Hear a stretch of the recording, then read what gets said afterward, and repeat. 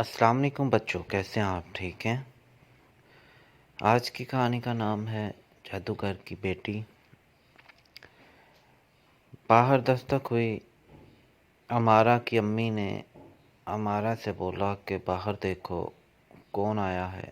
امارا اچھا امی جان کہہ کر اپنی جگہ سے اٹھ گئی۔ امارا نے باہر دیکھا تو باہر ایک چھوٹی بچی ہاتھ میں کھلونے اور بچوں کے کھانے کی ٹافیاں، بسکٹ وغیرہ لے کر کھڑی تھی۔ وہ بچی کہنے لگی، آپ یہ چیزیں خرید لیں، مجھے اپنی امی جان کے لیے دوائی خریدنی ہے۔ اس لڑکی نے امارا کی طرف چیزیں بڑھاتے ہوئے کہا کہ آپ کی مہربانی ہوگی، یہ لے لیں۔ ہمارا بیٹا کون ہے؟ امی جان قریب آتے ہوئے بولیں تو اس لڑکی نے پھر اپنی بات کو دہرایا کہ یہ چیزیں لے لیں، مجھے اپنی امی کی دوائی لینی ہے۔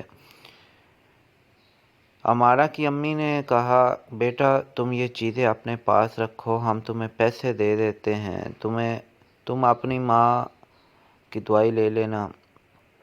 امی جان نے اسے پیار کرتے ہوئے کہا۔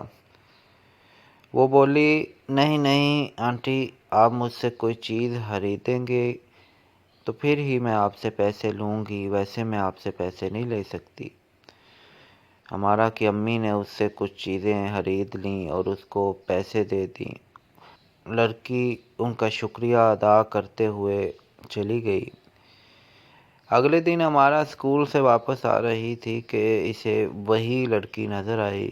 وہ سڑک کے کنارے کھڑی تھی اور اس کے ہاتھ میں ویسے ہی کھلونے اور بچوں کی کھانے کی چیزیں تھیں۔ امارا اس کے قریب گئی اور اس سے پوچھا کہ تمہاری امی کی طبیعت اب کیسی ہے؟ تو وہ کہنے لگی، میری امی کی طبیعت تو پہلے سے بھی زیادہ خراب ہو گئی ہے اور علاج کے لیے زیادہ پیسے چاہیے تھے، اس لیے میں آج یہاں پہ آئی ہوں کہ گلی کی نسبت بازار میں زیادہ پیسے مجھے ملیں گے۔ تو امارا نے کہا، تم میرے ساتھ میرے گھر چلو، میں اپنے بابا سے بات کروں گی، وہ تمہیں اتنے پیسے دے دیں گے کہ تمہاری امی کا علاج ہو جائے گا۔ تو وہ لڑکی چپ چاپ امارا کے ساتھ اس کے گھر چلی گئی۔ تم نے اپنا نام نہیں بتایا۔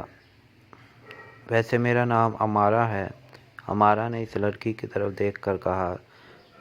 تم نے میرا نام پوچھا ہی کب تھا جو میں بتاتی؟ اب پوچھا ہے تو بتا دیتی ہوں، میرا نام شادرا ہے۔ اس نے امارا کی طرف دیکھتے ہوئے کہا۔ تو امارا کو اس کی آنکھیں اپنے اندر تک اترتی محسوس ہوئی۔ کافی انوکھا نام ہے تمہارا، امارا نے ہنس کر کہا اور شادرا بھی ہنس پڑی۔ امارا کے پاپا آفس سے آ چکے تھے۔ امارا نے انہیں شادرا کے بارے میں سب کچھ بتا دیا تھا۔ بیٹی تم میرے لیے بالکل امارا کی طرح ہو، بتاؤ تمہاری امی کو کیا ہوا ہے اور تمہارا گھر کہاں ہے؟ تم جس ہسپتال میں کہو گی ہم تمہاری امی کا علاج کروا دیں گے۔ بہت شکریہ انکل، مگر میں کسی کا احسان نہیں لینا چاہتی، اگر آپ میری ماں کا علاج کروائیں گے تو آپ کی بہت مہربانی ہوگی، لیکن جب تک آپ میری امی کا علاج کروائیں گے میں اتنا عرصہ آپ کے گھر میں گھر کا کام کاج کیا کروں گی۔ آپ کو میری یہ بات ضرور ماننا پڑے گی۔ اچھا بیٹی ٹھیک ہے، مگر پہلے ہمیں یہ تو بتاؤ تمہارا گھر کہاں ہے تاکہ تمہاری امی کا علاج کروا سکے۔ امارا کے ابو نے کہا۔ آبادی سے ذرا ہٹ کر 2 کمروں کا ایک کچا مکان تھا اور انتہائی خستہ حال۔ ایک کمرے میں شادرا کی امی بستر پر لیٹی ہوئی تھیں۔ تیز بخار کی وجہ سے ان کی حالت خراب ہو چکی تھی۔ وہ چونکہ حرکت کرنے کے قابل نہیں تھی، اس لیے امارا کے پاپا نے ڈاکٹر کو وہیں بلوا لیا۔ وہ سب شادرا کے ساتھ اس کے گھر آئے تھے۔ شادرا بیٹی تمہاری امی کی طبیعت بہت خراب ہے، اس لیے تم ان کے پاس رہو۔ دوائیں تو ڈاکٹر نے دے دی ہیں، کھانا ہم گھر سے بنا کر لے آئیں گے، امارا کی امی نے کہا۔ نہیں آنٹی، امی دوا کھا کر سو گئی ہیں اور میں آپ کے ساتھ چلوں گی اور آپ کے گھر کے کام کروں گی، کیونکہ یہ بات میں نے آپ سے پہلے ہی کہہ دی تھی۔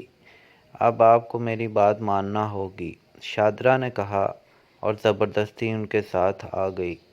امی جان نے شادرا کے ساتھ مل کر گھر کا کام کیا اور کھانا بنایا۔ ہمارا لوگوں نے یہ بات نوٹ کی کہ شادرا کام کرنے میں ماہر ہے اور جو کام وہ اسے کرنے کے لیے کہتی شادرا اسے چند منٹ میں مکمل کر لیتی۔ اندھیرا پھیلنے سے پہلے شادرا اپنے گھر واپس چلی گئی۔ ہمارا کی امی نے اسے کھانا باندھ کر دے دیا تھا۔ قدموں کی چاپ سن کر ہمارا اٹھ گئی۔ رات کے تقریباً 2 بج چکے تھے۔ قدموں کی چاپ ہمارا کے کمرے سے آ رہی تھی، مگر ہمارا حیران تھی کہ وہاں تو اس کے سوا کوئی نہیں ہے۔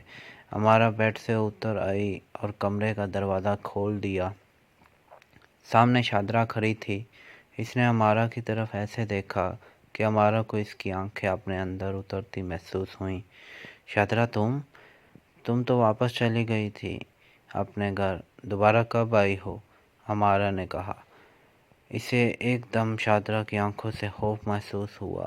کمرے میں چلو ہمارا، اور دروازہ اندر سے اچھی طرح بند کر دو۔ یہ آواز شادرا کی تھی، مگر وہ خود خاموش کھڑی تھی، صرف آواز آ رہی تھی۔ ہمارا کو پتہ ہی نہ چلا کہ وہ کب اپنے کمرے میں واپس آئی اور دروازہ بند کر لیا۔ شادرا بھی اندر آ چکی تھی۔ ہمارا نے محسوس کیا کہ وہ اپنی جگہ سے حرکت نہیں کر سکتی۔ میری بات غور سے سنو ہمارا، مجھے تمہارے گھر والوں کی مدد نہیں چاہیے تھی، بلکہ میں تو بہانے سے گھر کے اندر پہنچنا چاہتی تھی، جس میں کامیاب ہو گئی۔ میں کالیا جادوگر کی بیٹی ہوں۔ میرے باپ کی اپنے مخالف جادوگر سے لڑائی میں ہاتھ کی وہ انگلی ٹوٹ گئی جس میں اس کی جادوئی طاقت والی انگوٹھی تھی۔ میرا باپ اب محل سے باہر نہیں آ سکتا۔ اس کی طاقت واپس لانے کے لیے مجھے 7 پریوں کو ختم کرنا ہوگا اور پھر ان کے پر اپنے باپ کے ہاتھ پر پھیرنے ہیں، جس سے ان کی انگلی انگوٹھی سمیت واپس آ جائے گی، شادرا نے ہمارا کو بتایا۔ مگر اس کے لیے تم یہاں کیوں آئی ہو اور ہم سے کیا چاہتی ہو؟ ہمارا نے پوچھا۔ دراصل مجھے جادوگروں کی ملکہ نے بتایا تھا کہ پریوں کو میں اس وقت تک نہیں مار سکتی جب تک تمہیں نہ مار لوں، کیونکہ تم ان پریوں کی مدد کر سکتی ہو، اور تمہیں ختم کرنے کے لیے تمہارے گھر میں آنا ضروری تھا، جس کے لیے میں نے یہ سارا ڈرامہ کیا، یعنی اپنی ماں کی بیماری کا بھی ڈرامہ کیا۔ شادرا نے پوری تفصیل بتائی۔ تمہارا خیال ہے کہ تم مجھے مار سکتی ہو؟ ہمارا نے بغیر ڈرے شادرا کی پراسرار آنکھوں میں دیکھتے ہوئے پوچھا۔ ہاں، وہ اس لیے کہ تمہارے پاس ایسی کوئی چیز، کوئی طاقت نہیں جس سے تم میرا مقابلہ کر سکو، اور تم اس کمرے سے باہر بھی نہیں جا سکتی جب تک میں نہ چاہوں، شادرا بولی۔ ساتھ ہی اس کے ہاتھ میں ایک تیز دھار خنجر آ گیا اور وہ اس کو لے کر ہمارا کی طرف بڑھی، ہمارا کو مارنے کے لیے۔ شادرا تم شاید